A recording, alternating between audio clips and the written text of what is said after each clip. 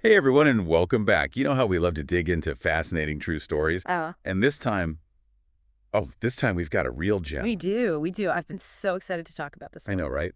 This one is Dirtbag Queen, a memoir by Andy Corren, comes out this December.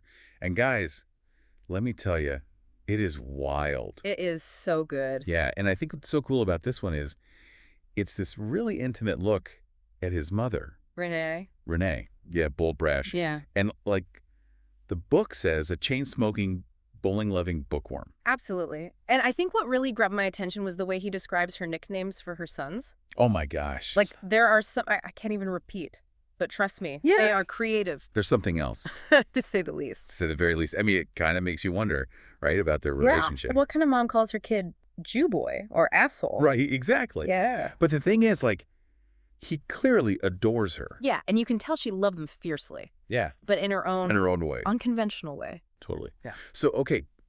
So tell me a little bit more about this family dynamic, because Renee had a lot of kids, right? Six kids, 5 sons and a daughter. Wow. Yeah. It's a full house. Oh, yeah. And they all seem to have inherited a little bit of that rebellious streak. Like they were constantly moving from house to house in Fayetteville, facing evictions, financial struggles, but they always had each other's backs. And then there's this whole mystery about one of the sons, the away son, who gets sent away, Hmm. and how that affected the family dynamic. It's really intriguing. Like there are all these layers to their story. And then there's Fayetteville itself. Oh, yeah. Like, you can almost feel the town come alive in the book. Absolutely. Corgan does an amazing job of capturing the atmosphere of Fayetteville in the 70s and 80s. The nightlife, the different neighborhoods, the whole southern vibe. It's like you're right there with them. So what are some of the stories that really stood out to you? Like the ones that just make this book come alive? Oh, man. Where do I even begin? There's this one about the family cat, Licorice Cats, who meets a rather unfortunate end during a Rosh Hashanah feast. Oh, It involves pecans, let's just say that. okay. So we've got some dark humor happening. Definitely. And then there's young Andy's fascination with Donny Osmond, Okay. which takes a hilarious turn when he accidentally encounters a naked Bernie Alphabet, a very important figure in his life. You can't make this stuff up. It's like a sitcom. It really is. And then there's this whole thing about Renee having a swollen toe and asking young Andy to massage it. Okay. It's a small moment, but it's so telling about their relationship. Yeah, like even in the mundane, there's this connection. Exactly. And speaking of Renee's resourcefulness, the book touches on her financial struggles Good. and the creative ways she made ends meet, like her side hustle with the town's drug dealer, DJ Ledford. Wait, what? Yeah, Woman is a force of nature. she is.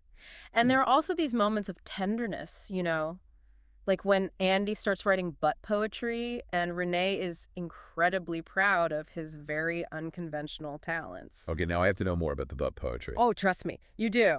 And did I mention the part where a trio of male strippers move in next door? Hold on, what? This is too much. I need to read this book like yesterday. Oh, you're just scratching the surface. There's so much more. This is incredible. But I think we need to pump the brakes for a second. Yeah. Because we are just getting started, folks. Stay with us. We're going to take a quick break, and then we'll be back with more of our deep dive into Dirtbag Queen. One thing that stood out to me was how much Renee loved to read. Like, it wasn't just a hobby. It was a whole thing. Oh, really? What kind of stuff was she into? Oh, man, all kinds of things. Like, you'd find her with a Judith Krantz novel one minute, and then a Howard Fast historical saga the next. So eclectic. Total bookworm. And, of course, her trips to Tyler's bookstore. Always an adventure. I bet, especially with Renee. Oh, for sure. Like, you never knew what she'd come home with. Let's just say her tastes were varied. I love it. Okay, so remind me about that story with the cat, licorice cats. Oh, yeah. Yeah. So picture this. It's Rosh Hashanah, right? Big family feast. Renee's mother, Minna, she goes all out, like all the traditional Jewish foods. Sounds amazing. It was. But then, in the middle of it all, poor Licorice Cats kicks the bucket. Oh my gosh. What happened? Well, the book kind of implies it was an unripened pecan. But who knows? It's Renee's world. Yeah, like anything could happen. Right. And you know what's so great about Corcoran's writing? He can make you laugh and think at the same time. Like on the surface, it's this funny cat story. Yeah. But it also makes you think about how unpredictable life can be. Totally. Okay, so speaking of unpredictable, Renee's ex-husband, Yeah. he doesn't even get a name in the book, just shithead. Yep, that's him, shithead. 22 years of marriage. Corcoran calls it a grudge match. Yikes. So I'm guessing the divorce was tough on her. It was 5 kids on her own, multiple jobs to make ends meet. Wow, she was a hustler. The ultimate, like she worked at the bowling alley, the Quick Stop delivered newspapers, anything to get by. But she still managed those weekly salon appointments. Oh, yeah.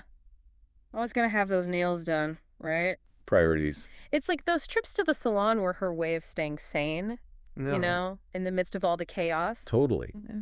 Okay, so the book talks about this house on Pamela Drive. What was that like? So on paper, it sounds pretty normal. Brick ranch house, little yard. But it Yeah. was right by Kane Road, so constant sirens, ambulances. Not exactly peaceful. Nope. And then there were the woods behind the house, like full of pecan trees, wild berries, and apparently danger. Oh no. What kind of danger? He doesn't go into specifics, but you get the feeling it wasn't the safest place. And of course, they eventually lost that house too. Foreclosure. Yeah, it's like they were always one step away from disaster. It makes you wonder how much of Renay's personality was a way of coping. Right. Like maybe all that bravado was her shield, you know, against the world. That makes sense. But even with all the struggles, there are these moments of joy in the book too. Absolutely. Like he talks about swinging from trees, picking berries, the Charles Chips van coming up the driveway. Simple pleasures. Exactly. And they become even more meaningful when you think about everything else going on. Okay, so what about Renay's parents? Were they around much? Yeah, we get these glimpses of Minna and Joseph Katz. Like they were this totally odd couple. Minna was a chain-smoking hairdresser from Brooklyn, and Joseph was this quiet, intellectual socialist guy. Wow. Talk about opposites attract. Right. But they adored Renay, even if they didn't always get her. And they helped out a lot, right? Oh, yeah. Like they were always there for her, even if they gave her a hard time about her choices. So besides Andy, what about his other siblings? Was he close with any of them? He mentions his sister Cathy Sue a lot. Like she was this wild child, one-eyed blonde beauty, married young, moved to Virginia Beach. She sounds like a handful. Oh, she was. But she was also fiercely loyal to her brothers, especially Andy. Like she was his protector. Oh, that's sweet. Yeah. And there's this part where Andy and his brother Twin go live with Cathy Sue in Virginia Beach. Really? How did that go? Well, let's just say they didn't quite fit in with the beach crowd. I can imagine.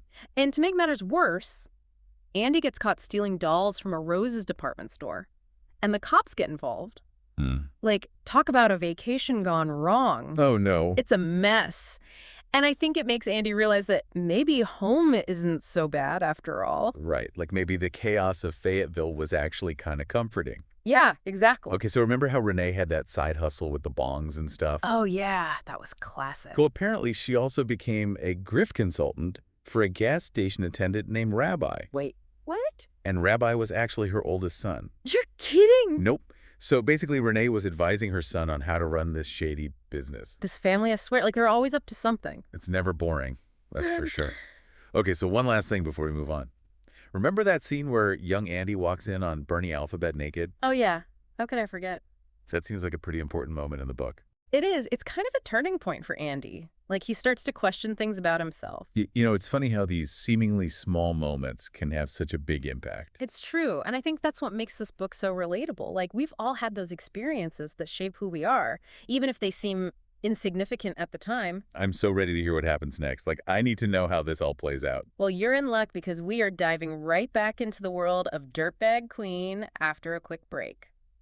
You know, it's interesting how the book shifts gears when we get to Andy's adult life. Yeah, like we see him in Hollywood, Yeah. trying to make it as a writer. Exactly. And meanwhile, Renay moves to El Paso, Texas, of all places. Oh, wow, that's quite a change from Fayetteville. Right. Like, what made her pick El Paso? It's like a whole different world. It is. And, you know, it makes me think about how Renay was always drawn to those big, dramatic miniseries like Hollywood Wives. Oh, yeah, she loved those. Mhm. So cheesy, but so good. And there's the scene where Andy comes back to Fayetteville after his time in Virginia Beach. And they're watching Hollywood Wives together, like just hanging out. That's sweet. Like, even though their lives were going in different directions, they still had that connection. Totally. But of course, things get more complicated. Like Renay's health starts to decline in El Paso. Yeah, that's tough. Like, how do you handle that with a mother like Renay? It wasn't easy. And the book doesn't shy away from those difficult conversations, like the family having to make decisions about her care. It's a reminder that even the most outrageous personalities get old. Yeah. And that families have to deal with those challenges. And then there's Cathy Sue dying. Oh, yeah. That was heartbreaking. Like, she was such a force in their lives.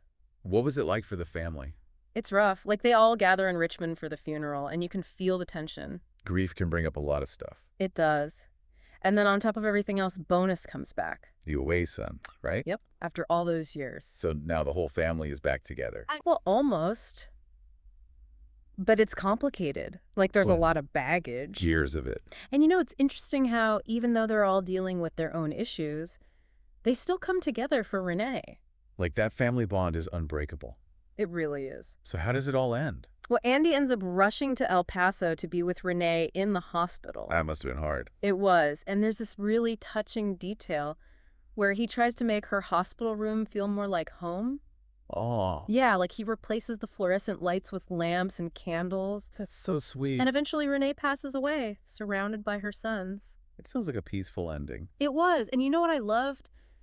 Andy ends up organizing a memorial for Renay at the B&B bowling lanes. The bowling alley, of Also, course. like, it's the perfect way to honor her. It really is. And that's the end of the book. Wow. You know what? This whole deep dive has been a wild ride. It has. Like, Renay Corren was one of a kind. She was. And Andy Corren does an amazing job of capturing her spirit in this book. It's funny, it's heartbreaking, and it's so real. So if you're looking for a memoir that will stay with you long after you finish it, Dirtbag Queen.